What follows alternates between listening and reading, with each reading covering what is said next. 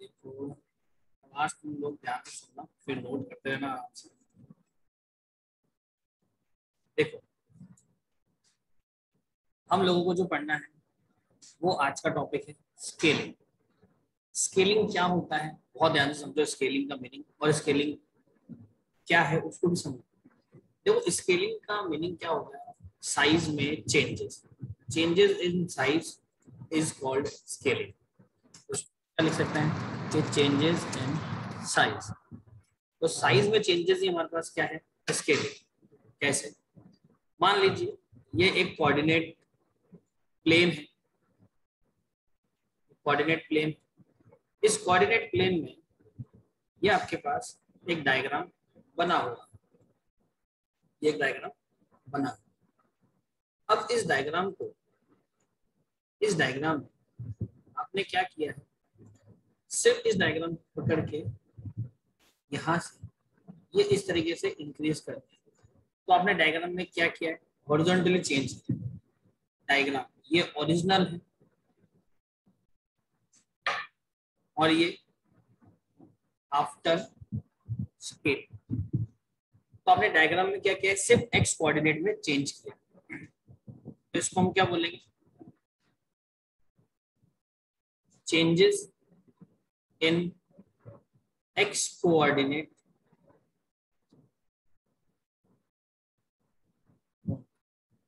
हाँ काम बताओ क्या कहना चाहते हैं। कामरान करो, अनम्यूट करो। Yes sir, good morning sir. Morning.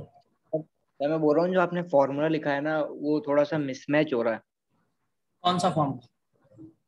जो रोटेशन वाले की बता रहा हूँ, बोल रहा हूँ मैं। हाँ, क्या मिसमैच हो रहा है? रोटेशन वाला है ना, तो आपने जो मतलब कल वाले जो असाइनमेंट कराया है उसके अंदर एक तो साइन का वो हो रहा है, साइन मतलब प्लस माइनस वाला साइन।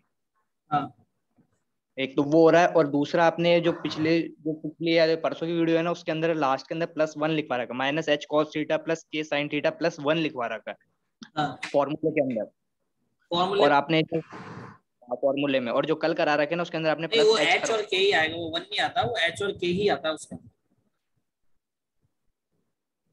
हाँ वही कंफर्म कर रहा था एक बार मैं। अगर उधर वन है तो आप उसको अपडेट कर लेना, वो एच और के ही आता हाँ और दूसरा जो हाँ और जो दूसरा जो सेकंड रो है ना, सेकंड रो के अंदर साइन थीटा माइनस का है ना, है।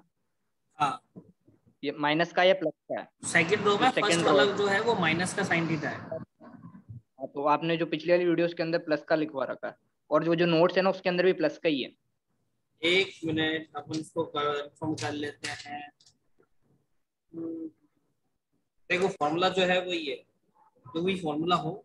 अगर वो आपको डाउट लग रहा है तो ये फॉर्मूले को अपडेट कर लेना। ये फॉर्मूला ऐसा है, x0 y0 1 is equal to cos theta sine theta, और ये 0 minus sine theta cos theta, और ये 0 minus H sine theta, sorry cos theta है, cos theta plus K sine theta plus H, और minus H sine theta minus K cos theta plus K और 1। ये formula है, और आगे तो एक्स वाई वन है ही। आप इसको फॉर्मूले को अपडेट कर लो अपने को। ये फॉर्मूला है फाइनली, जो भी फॉर्मूला है वो यही है। यस सर, मैं वही बोल रहा सर, क्योंकि वो दो वीडियो तो है आप दोनों इससे के अंदर अपडेट थोड़ा। कर लेना उस फॉर्मूले को। हाँ बोलो, क्या कहना चाहेंगे? सर वही बोल रहा हूँ सर, दोनों जो वीडियोस देखी ना मैंने मतलब वापस से, तो उसके अंदर दोनों में फॉर्मूला है ना, मतलब थोड़े वो हो हाँ रहे रेस्पॉन्स को कंफर्म कर रहा था एक बार। हाँ, ठीक है, कोई बात नहीं। ये फॉर्मूला लिख लो, अगर कुछ कल के फॉर्मूले में कुछ मिस्टेक हो तो ये परसों जो भी हो, ये फाइनल फॉर्मूला है। और सर एक और चीज है, जो रोटेशन जो हमने करा ना, ये पॉइंट वाला, हाँ सर जो पॉइंट वाला जो रोटेशन हमने करा, तो इसके अंदर अगर ये क्वेश्चन ऐसा आता है कि आपके पास ये पॉइंट है, ये सेंटर के कोऑर्डिनेट है, और आपको थीटा इतनी डिग्री पे मूव करना है, तो थीटा तो वो अपनी मतलब जो क्वेश्चन करेगा कुछ भी दे सकता है। हाँ, हाँ तो फिर हमको ये कॉस और साइन की तो ये 0 30 और 90 तक याद है हमको, बाकी का क्या करना है? देखो, वो ऐसा आप सोच रहे हो कि क्वेश्चन में ऐसा आ जाएगा कि थीटा की वैल्यू 135 डिग्री है और 2,3 है, ये पॉइंट है, और जो सेंटर है वो मान लो आपको दे दिया 9,10। और आपको बोला रोटेट करके बताओ, तो आपका सवाल ये है, क्वेश्चन जो है कि साइन 135 डिग्री और कॉस 135 डिग्री की वैल्यू कैसे फाइंड होगी, यही क्वेश्चन है। यस सर यही है। तो एक वो तो बात 90 ध्यान प्लस रखना। 45 कर देगा आप। हाँ? सर वो तो 90 प्लस 45 हो जाएगा। नहीं नहीं, ये तो 90 प्लस 45 आपको पता है, लेकिन हाँ तो वो तो थोड़ी ना चलेगा। आप बताओ सर। इस बात को समझ के चलो कि ये जो सॉल्यूशन का क्वेश्चन होता है, पहली बात तो ये एग्जाम में आता नहीं है, अभी तक तो आया नहीं है, नंबर 1। नंबर 2, अगर आता भी है, कोई भी चांस होता है, तो वो 0 to 90 डिग्री को ही मूवमेंट आपको देगा। अभी तक तो खैर अपन ने कभी देखा नहीं कि ऐसा कोई क्वेश्चन आता है। क्यों? उसका रीजन है, उसका पहला रीजन है कि ये जो सिलेबस है वो बीसीए का भी है, और बीसीए में सबको पता है साइंस के साथ में आर्ट्स और कॉमर्स वाला स्टूडेंट भी होता है, और आर्ट्स और कॉमर्स वाले स्टूडेंट ने अपने पूरे जीवन काल में कभी भी sign A plus B, cos A plus B minus B इनके फॉर्मूले में नहीं पढ़े होते हैं, और उनको इस चीज से दूर ही रहना होता है। इसीलिए ये जो सॉल्यूशन वाले क्वेश्चन है वो कभी एग्जाम में आते ही नहीं। इस बात को आप दिमाग में बैठा दो। Okay sir. तो आपका जो एक डाउट है वो एक तो ये क्लियर है, और कोई डाउट है तो वो बताओ। नहीं सर यही है। ठीक है। अब आज जो हम लोग पढ़ रहे हैं गाइस, क्योंकि रोटेशन थैंक यू सर। हम लोग बहुत डिले हैं चीजों को लेकर, समझो ध्यान से कि स्केलिंग का मीनिंग क्या है। स्केलिंग का मीनिंग सिंपल सा है कि changes in size of the given object. Size में चेंजेस दो तीन तरीके से होता है। पहला तरीका, या तो उसके एक्स, वो जो साइज है उसका हॉरिजॉन्टली इंक्रीज होता चला जाएगा। दूसरा, उसके वाई एक्सिस में चेंज करें तो सिर्फ वो जो वर्टिकली इंक्रीज और डिक्रीज होगा डायग्राम। थर्ड ये है कि इस क्वेश्चन को, मतलब आपके जो डायग्राम को हम लोग हॉरिजॉन्टली और वर्टिकली दोनों तरीके से बनाएं। हॉरिजॉन्टली और वर्टिकली दोनों तरीके से बनाएं, इस तरीके से जिसमें एक्स और वाई दोनों इंक्रीज होंगे, जिसमें एक्स और वाई क्या होंगे, दोनों इंक्रीज होंगे। Changes in X Y, changes in X and Y both, दोनों में चेंज होगा। तो आपका जो डायग्राम है वो दोनों साइड से बढ़ेगा, एक्स से भी बढ़ेगा और वाई से भी इंक्रीज होगा। तो जो स्केलिंग कोऑर्डिनेट होता है, स्केलिंग कोऑर्डिनेट, स्केलिंग कोऑर्डिनेट्स को आप गाइस बोलते हैं एस ऑफ एक्स और S of, S of X और एस ऑफ वाई का मीनिंग है स्केलिंग कोऑर्डिनेट, कितने से आपको एक्स और वाई की वैल्यूज को चेंज करना है। That is your scaling coordinates. बात समझ में आ रही? That is your scaling coordinates, कि कितने से आपको चेंज करना है एक्स में और कितने से आपको चेंज करना है वाई में। ठीक है। और यहाँ पर जो बात करी जाएगी नॉर्मल एक्स कॉमा वाई, वो आपको किया जाएगा आपकी ओरिजिनल कोऑर्डिनेट्स, जो आपके कोऑर्डिनेट्स होंगे, जो भी आपके ऑब्जेक्ट डायग्राम के कोऑर्डिनेट्स है उससे। और जब बात करी जाएगी एक्स नोट और वाई नोट की, तो वो आपके जो नया पॉइंट आएगा, जो प्रेजेंट पॉइंट है उससे जब वो नया पॉइंट पे शिफ्ट हो जाएगा, तो जो न्यू कोऑर्डिनेट है, न्यू कोऑर्डिनेट, उसको रिप्रेजेंट किया जाएगा एक्स नोट और वाई नोट से। तो चेंजेस इन साइज के लिए कौन रिस्पॉन्सिबल है? स्केलिंग। 5 ट्रांसफॉर्मेशन पढ़ना है, उसमें से 2 ट्रांसलेशन और रोटेशन हुआ है। थर्ड है हमारे पास स्केलिंग। ट्रांसलेशन पोजीशन को चेंज करता है, रोटेशन आपको रोटेट कर देता है, स्केलिंग आपके साइज में चेंज के लिए रिस्पॉन्सिबल। तो अगर एक्स एक्सिस में है इंक्रीमेंट या डिक्रीमेंट, तो वो हॉरिजॉन्टली आपके ऑब्जेक्ट का जो शेप है वो इंक्रीज और डिक्रीज करेगा।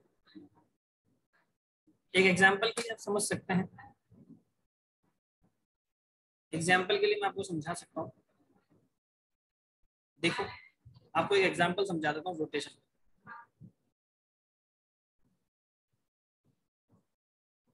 ये देखिए फोटोशॉप अपन ओपन करते हैं, मतलब स्केलिंग का एक एग्जांपल समझा देता हूँ तो आपको आइडिया लगे कि भाई क्या सीन हो रहा है क्या नहीं हो रहा है। मान लो कि ये इमेज है, इस इमेज को ले लेते हैं, अपन ने यहाँ लाके पेस्ट कर दिया। अभी तो मान के चलते हैं इमेज ऐसी, फॉर एग्जाम्पल इमेज है और ये यहाँ। अब आप इसमें देखो सिर्फ एक्स एक्सिस में चेंजेस कर रहे हो, तो इस इमेज का साइज वाई से कोई रिफ्लेक्ट नहीं कर रहा। आप ये ऊपर देखो कॉर्नर में जो मेन्यू बार है, मेन्यू बार के जस्ट नीचे देखो सिर्फ एक्स में चेंजेस हो रहा है, वाई में कोई चेंज नहीं हो रहा, वो सिर्फ एक्स में चेंज कर रहा है 700, 800, 900 पिक्सल्स। क्यों? स्केल ऑफ एक्स या एस ऑफ एक्स यानी जो स्केलिंग कोऑर्डिनेट है एक्स एक्सिस का, आप उसमें चेंजेस कर रहे हैं। और ऐसे ही अगर आप एस ऑफ वाई में चेंज करते हो तो आप देखो सिर्फ वाई कोऑर्डिनेट चेंज हो रहा है, एक्स और वाई में कोई फर्क नहीं पड़ता, एस ऑफ एक्स में कोई फर्क नहीं, एस ऑफ वाई में चेंज हो रहा है कि आप इसको वर्टिकली मूवमेंट करवा रहे हो। आ रही बात समझ? अब अगर इसी इमेज को मैं यहाँ कॉर्नर से पकड़ और मैं इंक्रीज और डिक्रीज करूँ तो आप देखो एक्स और वाई दोनों पे इफेक्ट हो रहा है, क्योंकि दोनों क्या हो रही है, इंक्रीज और डिक्रीज हो रही है, दोनों में डिफरेंस है। अब ये एक्स में भी चेंजेस है और वाई में भी चेंजेस है, ये दोनों में चेंजेस है, एक्स और वाई दोनों में चेंज है, ये एक्स और वाई दोनों में चेंजेस है। तो स्केलिंग हमारे पास टोटल 3 तरीके से होती है, with respect to X axis, with respect to y axis or with respect to x and y both, with respect to x y and x and y both। तो total 3 तरीके से scaling हम लोगों को करनी है। स्केलिंग करने के लिए एक सिंपल सा जो मेथड है वो ये है कि नया कोऑर्डिनेट स्केलिंग का कैसे आएगा x नॉट y नॉट। उसके लिए कि जो स्केलिंग कोऑर्डिनेट है s ऑफ x और s ऑफ y, इसको आप मल्टीप्लाई कर दो किससे, आपके ओरिजिनल कोऑर्डिनेट से, तो जो रिजल्ट होगा वो आपका नया कोऑर्डिनेट आएगा आफ्टर स्केलिंग। तो ये इसका एक यूनिवर्सल मेथड है, लेकिन हम लोग जो काम करते हैं वो होमोजेनियस सॉल्यूशन से करते हैं, मैंने आपको पहले, लेकिन आपको पता होना चाहिए कि नॉर्मल मेथड क्या है। तो यहाँ पे मल्टीप्लिकेशन का यूज करेंगे, डेल ऑफ एक्स और del of Y, del of X और डेल ऑफ वाई यानी एस ऑफ एक्स और एस ऑफ वाई जो आप बोलते हैं, ये स्केलिंग कोऑर्डिनेट है जो या तो हमको यूजर से इनपुट लेने हैं या फिर क्वेश्चन में गिवन होगा। एक्स और वाई आपके ऑब्जेक्ट्स के कोऑर्डिनेट्स होंगे। अगर यहाँ तक किसी भी स्टूडेंट को कोई डाउट है, कोई परेशानी है तो आप वो क्लियर कर लो, और अगर नहीं डाउट है तो आप मैसेज करके बोलो यस और नो, मतलब डाउट है या नहीं। तो हम लोग इसको आगे तो नोट करने के लिए बिल्कुल यस और नो का आपका आंसर चाहिए मुझे, सभी स्टूडेंट। यहाँ पे 1 या 2 या 3 4 5 स्टूडेंट्स नहीं पढ़ रहे, जितने पढ़ रहे हैं सबके आंसर आने चाहिए, सब अटेंटिव होने चाहिए क्लास में। That's great. नोट करने का सबसे बेस्ट पैटर्न ये होगा कि आप इसका स्क्रीनशॉट ले लो, क्लास के बाद इसको नोट करो, क्योंकि नोट करना हमारा बहुत ज्यादा टाइम कंज्यूम कर लेता है पूरी क्लास पर, हम लोग कुछ आगे नहीं बढ़। आप इसका स्क्रीनशॉट लीजिए, क्लास के बाद इसको नोट करिए, मैं भी आगे स्केलिंग को थोड़ा सा एक्सप्लेन करूँ। कोई डाउट नहीं किसी को? क्या आप सभी ने इसका स्क्रीनशॉट ले लिया? स्क्रीनशॉट लेने के बाद आप क्लास के बाद इसको नोट करिए आराम से, मुझे कोई प्रॉब्लम नहीं है, आराम से नोट करिए, लेकिन अभी हमारा बहुत ज्यादा टाइम कंज्यूम हो जाता है सिर्फ नोट करने। तो अभी हम इसका क्वेश्चन भी लेंगे, समझेंगे भी सर, क्योंकि रोटेशन तो मैंने देखा है, अगर मैं आपको बहुत धीरे स्पीड से पढ़ाऊंगा तो वो कैसे कंफ्यूजन क्रिएट करता है। तो स्क्रीनशॉट ले लो उसका फटाफट।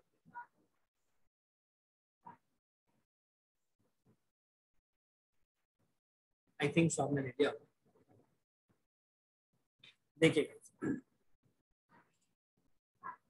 जो इसका होमोजेनियस सॉल्यूशन,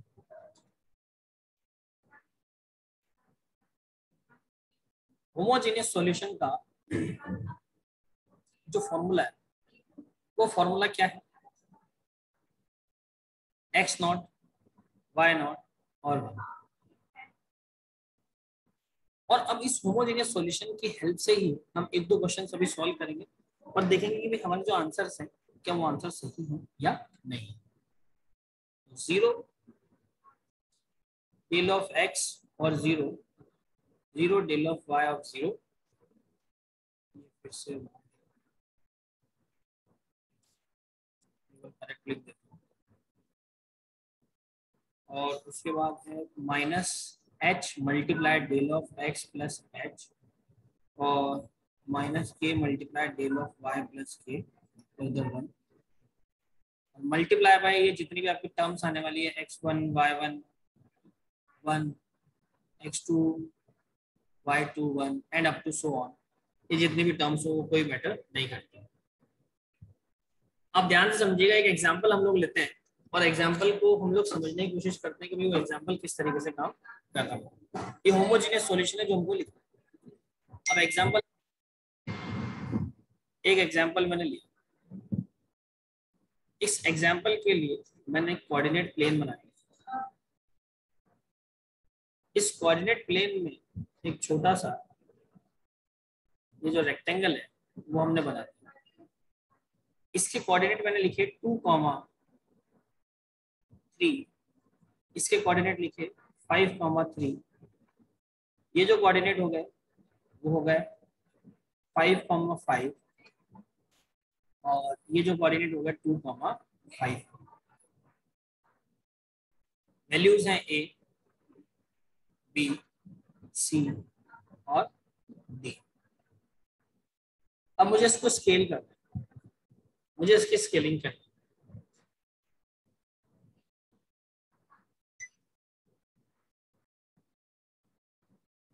तो देखिए, स्केलिंग करने के लिए जो डेल x की वैल्यू है वो मैंने 2 ले ली और जो डेल y है वो मैंने 1 ले ली। कुछ ऐसा मैंने लिया अपनी मर्जी से, क्वेश्चन में गिवन होता है, अदरवाइज यूजर इनपुट देता है। अगेन ये हमने लिया। तो with the help of homogeneous solution of scaling, अगर मैं देखना चाहूँ तो क्या x y नॉट और 1 is nothing but is equivalent to del of x is 2, 0, 0, 0 del of 1 del of y minus, अब h हो गया उसका सेंटर कोऑर्डिनेट, अब h हो गया उसका सेंटर कोऑर्डिनेट h। तो ये h और k जो उसका सेंटर कोऑर्डिनेट है, तो क्या आप में से कोई भी स्टूडेंट मुझे ये बता सकता है कि इसका सेंटर कोऑर्डिनेट क्या होगा? कोई भी एक स्टूडेंट मुझे ये बता सकता है इसका सेंटर कोऑर्डिनेट क्या होगा? 2। क्योंकि आप में से किसी भी स्टूडेंट ने अभी तक ये नहीं पूछा है कि इस क्वेश्चन में जो h और k है वो h और k क्या है, क्या वो इसके कोऑर्डिनेट है, क्या वो है क्या एक्चुअली? किसी भी स्टूडेंट ने अभी तक तो ये नहीं पूछा।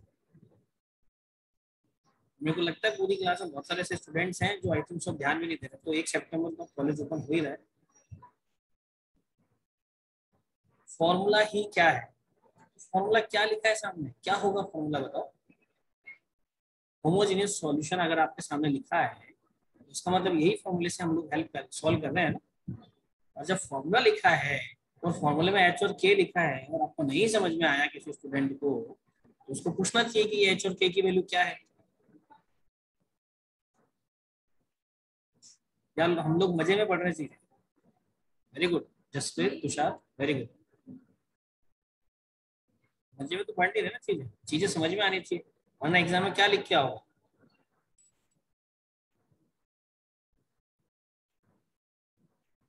इसका h और k जो है वो ओरिजिन है, अभी ओरिजिन के रिस्पेक्ट में हम इसको क्या कर रहे हैं?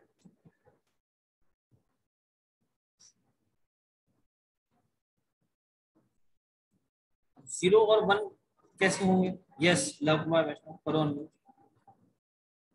सर एच के ओरिजिन है तो मतलब ही क्या है लिखने का? 0 0 लिख दो आप।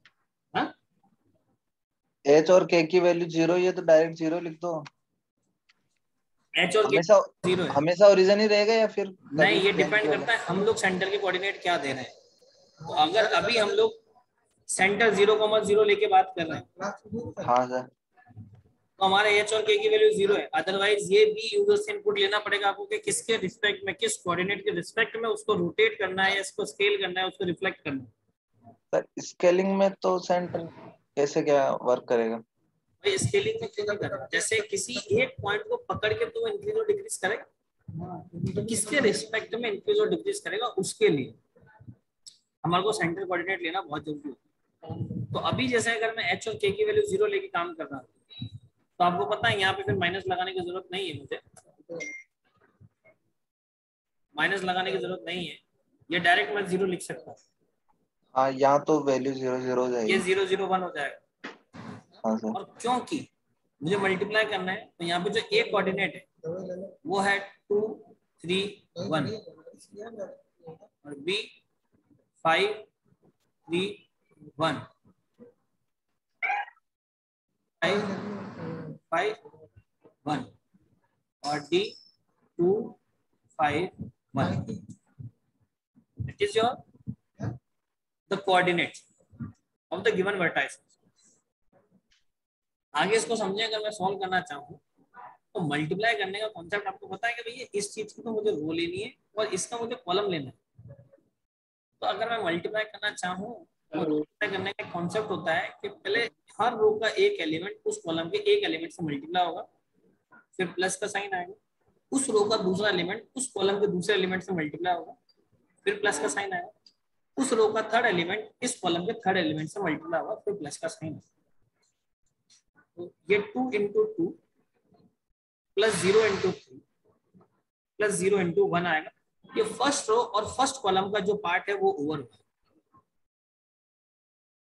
तो ये आपका जब नया a डैश आ रहा है तो a डैश वाला पार्ट खत्म हुआ है, अभी b डैश वाला पार्ट खत्म नहीं हुआ है। b डैश बोले तो सेकंड कॉलम, रो तो फर्स्ट ही है ना, रो फर्स्ट है, रो में चेंज नहीं हुआ। तो जो सेकंड कॉलम आएगा वो सेकंड कॉलम ये आएगा, ये सेकंड कॉलम। अब इसमें भी सेम प्रोसीजर अप्लाई करना है कि ये 2 पहले 5 से मल्टीप्लाई होगा, प्लस 0 3 से मल्टीप्लाई होगा, प्लस 0 1 से मल्टीप्लाई होगा। तो रिजल्ट मैं डायरेक्ट रिजल्ट लिख रहा हूँ, ये 10 आ जाएगा। और C नॉट को अगर मैं सॉल्व करूंगा तो इसको अगर मुझे सॉल्व करना है तो सेम कॉन्सेप्ट यहाँ लगेगा, पहले 2 5 से मल्टीप्लाई होगा, फिर 0 5 से होगा, फिर 0 1 से, तो रिजल्ट अगेन 5 to 10 आ जाएगा। और जब D नॉट में को फाइंड करना है तो 2 2 से मल्टीप्लाई होगा, फिर 0 5 से, फिर 0 1 से, तो 2 2 4 आ जाएगा। इस फर्स्ट रो को जब मैंने सॉल्व करा है, हाँ मैट्रिक्स मेथड से ही होगा मल्टीप्लाई। तो जो फर्स्ट रो को मैंने सॉल्व करा है, इसमें किसी को डाउट है तो क्लियर कर लो, क्योंकि कल की क्लास में कुछ स्टूडेंट को तो मैट्रिक्स मेथड भी समझ में नहीं आया था मल्टीप्लिकेशन।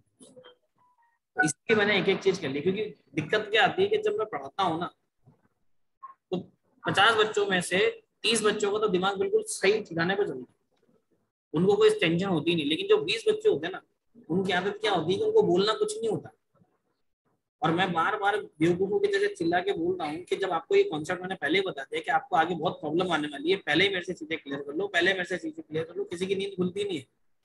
लेकिन उन 20 में से 2-4 स्टूडेंट्स ऐसे आते हैं लास्ट में जो बिल्कुल दिक्कत क्रिएट कर देते हैं कि अब हमें यही नहीं समझ में आ रहा, जब मैं पहले इतनी देर से बोल रहा हूँ कि आप उस चीज को क्लियर करो कॉन्सेप्ट को, तब आप क्लियर क्यों नहीं करते। और हम यहाँ से बेवकूफों की जैसे बोलते हैं अनम्यूट करो अनम्यूट करो अनम्यूट करो, आप राजा महाराजाओं के जैसे घर पे बैठे रहते हो। अनम्यूट करने का सीन नहीं है, मैं किसी को बोलता हूँ क्लास अटेंड कर रहे हो नहीं कर रहे हो, कोई मतलब नहीं है। यहाँ पर टीचर बेवकूफ तो बैठा नहीं है।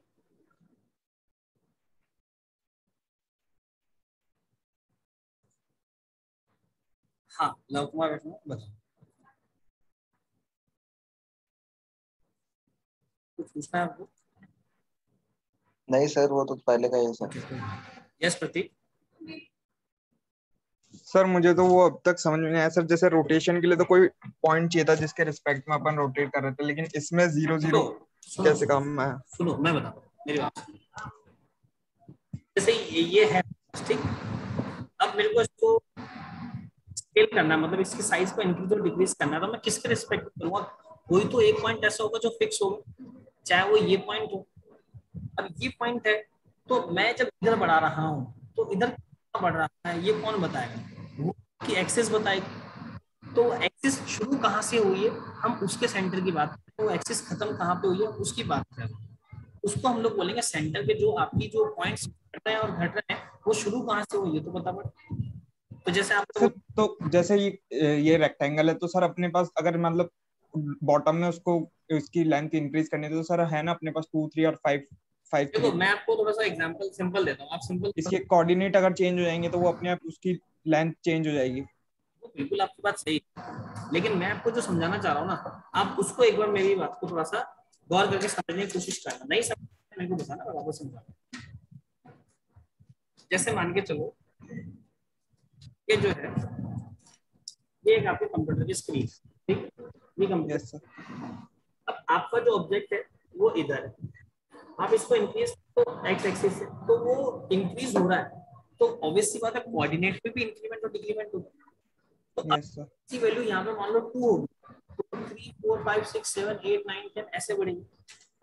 तो अपन सेंटर क्यों ले रहे हैं, अपन सेंटर इसलिए ले रहे हैं कि 2 के बाद 3 3 के बाद 4 4 के बाद 5 हुआ है। तो ये 3 4 5 आया कहाँ से, हमने ये बताया कि भैया सेंटर यहाँ है और यहाँ 0 1 2 डायग्राम है। अब इसको जो बढ़ा रहे हो 4 2 के 3 4 5 आएगा इस सेंटर के अच्छा रिस्पेक्ट। सर, हाँ सर कंप्यूटर अभी स्क्रीन अगर ये आपकी है, कंप्यूटर स्क्रीन पे ये 0 0 होता है, ये x होता है, ये y होता है, लेकिन आपका डायग्राम कहाँ होता है, यहाँ होता है बीच में। हाँ तो अब जब इधर बढ़ाओगे तो उसके कोऑर्डिनेट भी तो उसी अकॉर्डिंग बढ़ने चाहिए ना, 100 प्लस 200 प्लस 300 प्लस। तो वो हाँ स्टार्ट कहाँ से हुआ है, उस स्टार्टिंग पॉइंट को बताने के लिए ओरिजिन चाहिए होता है, मतलब आपका जो सेंटर चाहिए होता है। तो डायग्राम के पॉइंट ऑफ व्यू से कुछ बात नहीं कर रहे, डायग्राम तो हमें पता है कि भैया अगर वो 200, 300 है तो उसके बाद 200, 204 इस तरीके से बढ़ेगा, लेकिन उसका जो इनिशियल पॉइंट है सेंटर पे जहाँ से डायग्राम बनना स्टार्ट हुआ है वो कौन सा है, ताकि हम लोग आगे कैलकुलेशन में इजी रहता है। इसी हम लोग सेंटर कोऑर्डिनेट को इतना इंपॉर्टेंट देते सर। हैं। तो मतलब हर बार सेंटर ही होगा क्या?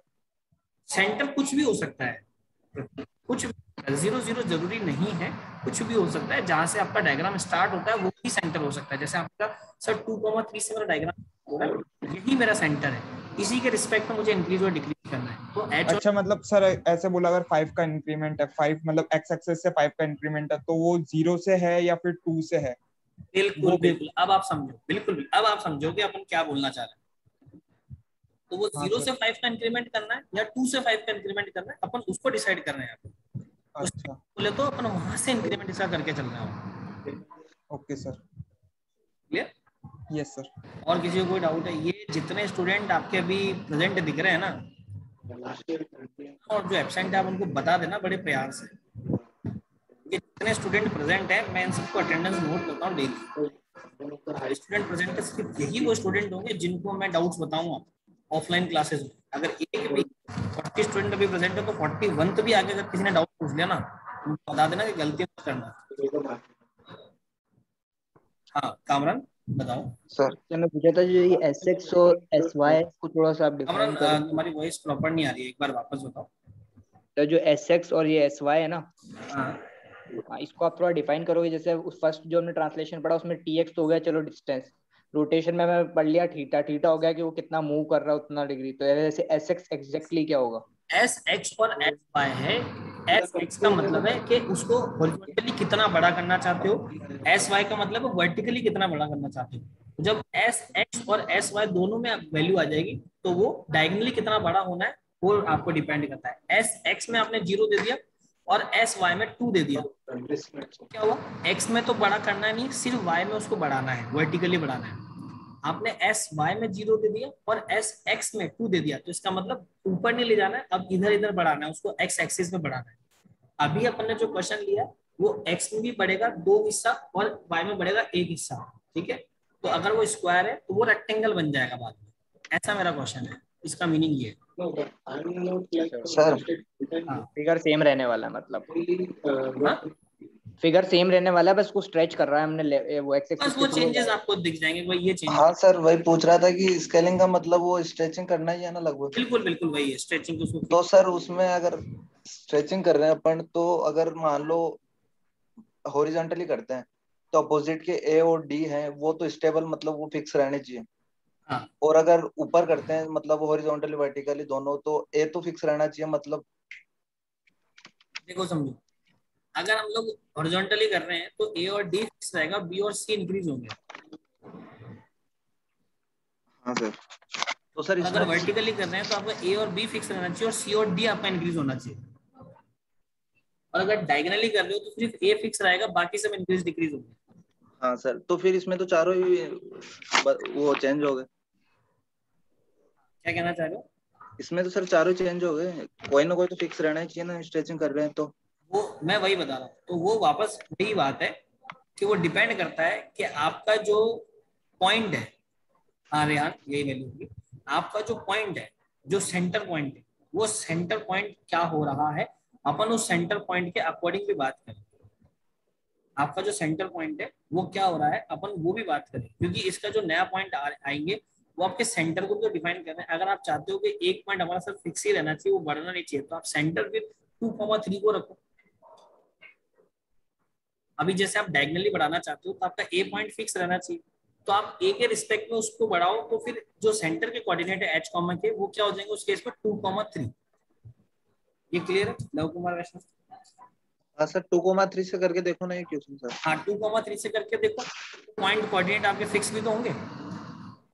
हाँ सर उस हिसाब से करना है ना हाँ फिर। उससे स्ट्रेचिंग ये करो तो बिल्कुल। मूव हो गए से, स्ट्रेच थोड़ा ना हो रहा है इससे तो। ओरिजिन से, ओरिजिन के रेस्पेक्ट में कर रहे हैं तो मूव हो गए तो ऊपर चला गया। नहीं देखो बिल्कुल, मेरी बात समझो, ये डायग्राम जो है आप ये जो कहना चाहते हैं वो आपकी बात बिल्कुल सही है, वो पॉइंट आपका फिक्स रहना चाहिए, लेकिन वो पॉइंट फिक्स ना रखे, वो थोड़ा सा फ्लक्चुएशन आपको दिखाएगा ही दिखाएगा। जैसे अभी इसमें देखोगे तो आई थिंक सो ये हल्का सा मूव होगा एक्स और वाई के लिए, और कुछ coordinate I think so 4 comma और कुछ आ जाएगा इसका। अगर आप देखो तो एक मिनट देख ही लेते हैं कितना पॉइंट आ रहा है, 1 3 4,3 आ रहा है इसका 2,3 की जगह। तो वो थोड़ा सा फ्लक्चुएशन जो है वो रहेगा ही रहेगा। अगर आप चाहते हैं कि हमको वो वाला कोऑर्डिनेट बिल्कुल फिक्स रखना है, तो उस केस में आप अपने जो सेंटर्स के कोऑर्डिनेट है अपने को वो भी उससे अकॉर्डिंग डिसाइड करने पड़ेंगे। हाँ सर एच के की वैल्यू 2 और 3 लेके देख लो एक बार इसमें 0,0 की जगह। ठीक है, तो अभी अपन आगे वो करते हैं, लेकिन पहले इस वाले को कंप्लीट कर लेते ओके सर। हैं। सर आपने एक पहले भी फॉर्मूला लिखाया था ना, इससे पहले एक था वो एक्स एक्स एक्स डैश वो वाई डैश फॉर्मूला इक्वल। ये था उसका कि S of X S of Y और मल्टीप्लाई एक्स वाई। सर ये एक्स वाई क्या है, ये सारे पॉइंट्स ही हैं 2 एक्स 3 वाई आपके वही 5 3। कोऑर्डिनेट है, जो ये वाले कोऑर्डिनेट है वही एक्स वाई। सर तो ये तो मल्टीप्लाई नहीं होंगे। मल्टीप्लाई होगा ना। सर ये तो 2 1 का है और वो भी 2 1 का है। क्या कहना चाह रहे हो? सर हाँ इसका रो और कॉलम तो सेम सुनो है ना। सुनो सुनो सुनो, अब यहाँ पे जो आप मैथमेटिकली वो फॉर्मेट अप्लाई कर रहे हो ना, कि भाई हमारा मैथमेटिकली तो ये चीज पॉसिबल नहीं हो रही है, मैथमेटिकली इसको कैसे सॉल्व करेंगे, तो वो मैथमेटिक्स के अकॉर्डिंग आप जाओगे तो वो चीज नहीं होती है। इसीलिए मैं आपको सीधा ही किससे सॉल्व करवा रहा हूँ, होमोजीनियस मेथड से, क्योंकि यहाँ पे आपके सारे जो डाउट्स हैं, ये जो सारे कॉन्सेप्ट हैं वो यहीं से क्लियर होते हैं। इसीलिए अपन इस मेथड को ना लेके होमोजीनियस मेथड को प्रीफर कर रहे हैं। अच्छा ओके सर। ठीक है सर। ए को ओरिजिन मान रहे तो भी ए वो हो रहा है, मतलब सेंटर मान रहे तो भी मूव हो रहा है। तो क्या कह रहे अगर हो? हाँ तो वो 2,3 थोड़ा लेते बहुत हैं तो, तो भी चारों चेंज हो रहा है। अरे आप समझो, थोड़ा बहुत तो वो आपको मूवमेंट दिखाएगा ही दिखाएगा, थोड़ा बहुत तो आपको मूवमेंट दिखेगा ही दिखेगा इसमें। और अगर आप चाहते हो कि भैया वो कोऑर्डिनेट बिल्कुल ही मूव ना करे और सिर्फ हमारे हाँ वैसा ही होना चाहिए ना सर, करें, तो स्ट्रेचिंग फिर का आपको उस मतलब यही है। कोऑर्डिनेट को चेंजेस के लिए आपको लेना ही नहीं है।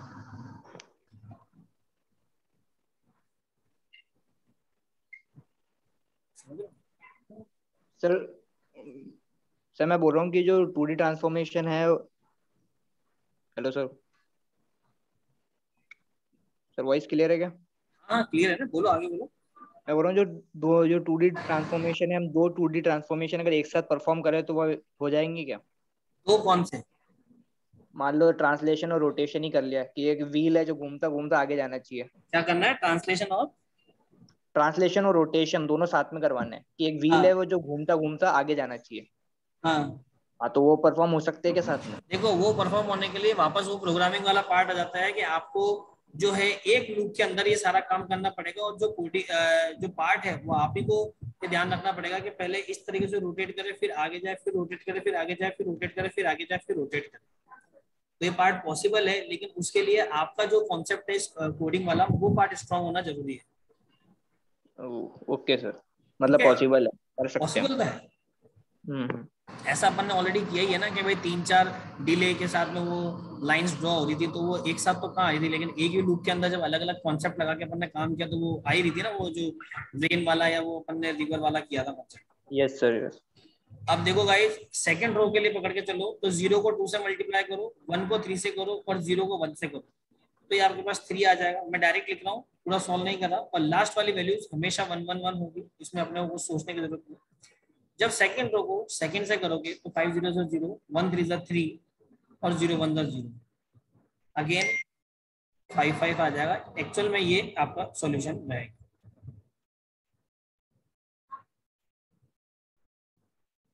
लेकिन फिर भी क्या है कि बहुत सारे स्टूडेंट, मेरे को प्रॉब्लम ये नहीं है कि आप लोग 40 बार पूछ रहे हो या अपनी क्लास डाउट्स बताने में जा रहे हो। मेरे को प्रॉब्लम ये है कि बहुत सारे स्टूडेंट्स ऐसे हैं जो कुछ नहीं बोलते हैं, लेकिन जब बात आती है कि भाई आपको ये आता है तो सीधा सा कॉन्सेप्ट एक लाइन में आंसर होता है, हमको तो ये समझ में ही नहीं आया। तो अगर तुम्हें समझ में नहीं आया है तो जब मैं समझा रहा था तब तुम कौन से ख्यालों में खोए हुए थे? ऐसा कौन सा काम ज्यादा इंपॉर्टेंट था जिसको सोचने में आप ज्यादा बिजी थे बजाय इसके? वो चीज बहुत ज्यादा पिंच करती है। लास्ट में आके स्टूडेंट से पूछो, हाँ भाई पूरा कॉन्सेप्ट समझा दिया, 40 बार पूछिए, हाँ भाई आप क्लियर है, एक सिंपल लाइन में आंसर आएगा नहीं। तो इतना इरिटेटिंग और इतना गुस्सा आता है उस केस में कि भाई जब हम इतने दिन से मैं डे फर्स्ट से एक चीज को रट्टा मार के बोल रहा हूँ कि आप समझ लो, आप समझ लो, आप समझ लो, मेरे से पूछो, मैं इतना तक आप लोगों को दे रहा हूँ लाइब्रेरीज के, भैया आप मैसेज करो और ये लिख दो कि सर मेरा नाम मत लेना। अगर आपको इतनी शर्म भी आती है, किसी को लगता है, थोड़ा हेजिटेशन होता है, तो आप नाम भी नहीं लूंगा, मैं आपको डायरेक्ट बता दूँ। लेकिन उसमें भी आप स्टूडेंट देखो, आउट ऑफ 80 स्टूडेंट तो 39 अभी क्लास में। और फिर क्या होगा, 1 सितंबर से जैसे ऑफलाइन होगा, 2 सितंबर से भीड़ लगेगी सामने के, सर ये कॉन्सेप्ट नहीं समझ में आया, ये वापस बताओ। क्लास में मैं 3D पढ़ाने आऊंगा, सर 2D का ये समझ में नहीं आया। अब बताओ ऐसे स्टूडेंट को मैं क्या आंसर दूंगा? तो वो चीज बिल्कुल मतलब ऑकवर्ड होती है। आप जैसे अभी लव कुमार वैष्णव ने कल रोटेशन पूछा, कोई प्रॉब्लम नहीं मुझे, आज ही पूछो, मुझे कोई प्रॉब्लम नहीं, आप इसको और 2 क्लास खींचो, मेरे को कोई प्रॉब्लम नहीं है। मैं आपको जब तक आपको कॉन्सेप्ट क्लियर नहीं हुआ, मैं तब तक ये चीज समझा सकता हूँ। लेकिन 10 दिन बाद आपने आके बोला कि सर मेरे को तो वही चीज समझ में नहीं आई, आप पहले तो वो समझो बाद में नया। बहुत इरिटेटिंग, बहुत ज्यादा। देखो गाइस, ए नॉट है बच्चा, तो ए नॉट क्या हो गया 4,3, जो बी नॉट है वो क्या हो गया 10,3, जो सी नॉट है वो क्या हो गया 10,5, और जो डी नॉट है वो क्या हो गया 4,5। ये हो गया। अब एक्चुअली होता क्या है कि ये सारे नए पॉइंट आ गए, इन कोऑर्डिनेट को आप वहां पे प्लेस करो। तो आपने प्लेस किया, तो ए नॉट की वैल्यू क्या है 4,3, तो 3 तो यही रहेगा, लेकिन 4 कहाँ आ गया, यहाँ पे ये पॉइंट आ गया आपका ए नॉट। ठीक, अब बी की वैल्यू क्या है 10,2, तो 10 कहाँ हो गया, इसका डबल मतलब आगे चला गया, ये क्या हो गया बी नॉट हो गया। ऐसे ही इसी में अपोजिट डी कहाँ चला जाएगा 4,5, तो मतलब 5 तो यही रहेगा, ये आ जाएगा इधर। ठीक है, और क्या जा रहा है डी नॉट, वो क्या जा रहा है 4, सी नॉट क्या आ गया 10, और ये डी नॉट ये आ गया, और सी नॉट क्या गया 10 आ गया, मतलब वो इधर आ गया, तो ये सी नॉट आ गया। अब एक चीज आप इसको ध्यान से अगर देखोगे ना, तो इस डायग्राम में आपको एक चीज देखने को मिलेगी। ये देखो, ये नया डायग्राम ऐसा है। अब इसमें आपको क्या देखने को मिल रहा है कि आपका जो y है उसमें तो चेंजेस आया ही नहीं है, और जो x है सिर्फ उसी में चेंज आया, मतलब ये सिर्फ हॉरिजॉन्टली चेंज हुआ है, वर्टिकली तो इसमें कोई भी रिफ्लेक्शन नहीं दिखा। तो इसी चीज को मैं एक चीज आपको यहाँ पे क्लियर कर दूं कि डेल ऑफ y की वैल्यू अगर 1 रहेगी तो भी वो सिर्फ हॉरिजॉन्टली चेंज करेगा, और डेल ऑफ x की वैल्यू अगर 1 रहेगी तो वो सिर्फ वर्टिकली ही चेंज करेगा, और अगर 1 से ग्रेटर कुछ भी रहती है तो उसको चेंज कर देगा। फिर यहाँ पे फर्दर स्टूडेंट का एक डाउट होता है कि सर अगर वैल्यू माइनस में दे दे तो क्या होगा। माइनस में दे दोगे तो मैंने वापस, मेरा आंसर वही है कि यूजर को हम ऐसा मान के चलते हैं कि वो उसको कुछ नहीं आता, वो कुछ भी कर सकता है। तो हम जब प्रोग्राम बनाते हैं तो प्रोग्रामिंग में हम लोग ये कॉन्सेप्ट समझ के चलते हैं कि उसने कुछ भी दिया तो हम लोगों को ही वो सही करना है। डेसिमल में 2, माइनस में 2, यहाँ पे वो चीज नहीं चलती है, तो हम लोगों को ही राउंड ऑफ करके वो वैल्यूज पॉजिटिव में और एक कंप्लीट होल नंबर में लेनी पड़ेगी। ये बात आप समझ के चलो। तो यहाँ पे नेगेटिव और डेसिमल का कोई कॉन्सेप्ट नहीं है। फिर फर्दर एक स्टूडेंट का जैसे अभी डाउट है कि जो हमारा ए पॉइंट है ये थोड़ा शिफ्ट हुआ है, जबकि ये रहना फिक्स चाहिए। अगर हॉरिजॉन्टली मूव कर रहा है तो ए और डी में कोई चेंजेस नहीं होने चाहिए, वर्टिकली मूव कर रहा है तो ए और बी में कोई चेंजेस नहीं होने चाहिए। तो ये बात बिल्कुल सही है, चेंजेस नहीं होने चाहिए। लेकिन जिस लेवल पे हम कॉन्सेप्ट पढ़ रहे हैं उस लेवल पे यहाँ पे फ्लक्चुएशंस आते ही आते हैं। क्यों? क्योंकि आपके जो रीजंस है वो भी उसी अकॉर्डिंग मूवमेंट कर रहे हैं। बात समझ में आ रही है? वो भी उससे पर मूवमेंट कर रहे हैं। अब एस ऑफ एक्स और एस ऑफ वाई जो है ये क्या कर रहे हैं, आपके साइड इसको यहाँ तक इसने क्या कर दिया, बस शिफ्ट कर दिया है। तक क्लियर है? तो वो चेंजेस आपको देखने को मिलेंगे। देखो वैसे तो इसको अगर पढ़ा जाए तो ये डेल्टा पढ़ते हैं, लेकिन फिर वही बात है कि बच्चों को वापस वही समझाना पड़ेगा डेल्टा क्या होता है। तो इसीलिए आप इसको एस ऑफ एक्स और एस ऑफ वाई पढ़ लीजिए, उसमें कोई दिक्कत नहीं। यहाँ तक कॉन्सेप्ट क्लियर है सभी को? अभी भी अगर किसी को कोई डाउट है तो आप मेरे से पूछ लो, किसी को कोई भी डाउट है तो आप मेरे से पूछ लो, तो आप समझ लो तो मैं आपको समझा दूँ।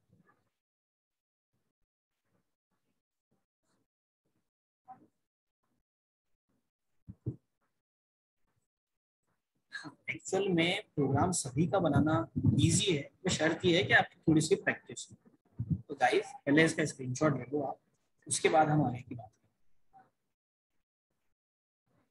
हाँ, डेल्टा जो होता है वो बिल्कुल सही बात है, डिफरेंस होता है दो कोऑर्डिनेट्स के बीच का। बी एक्स और बी वाई नहीं है वो बेटा, ये एस है।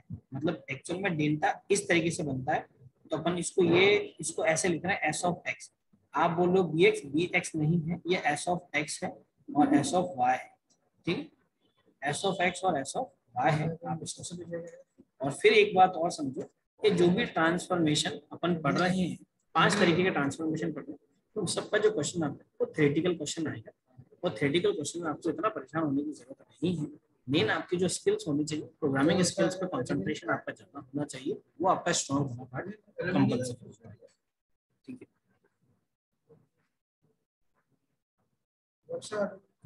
नोट कर लिया कि आपने इसको?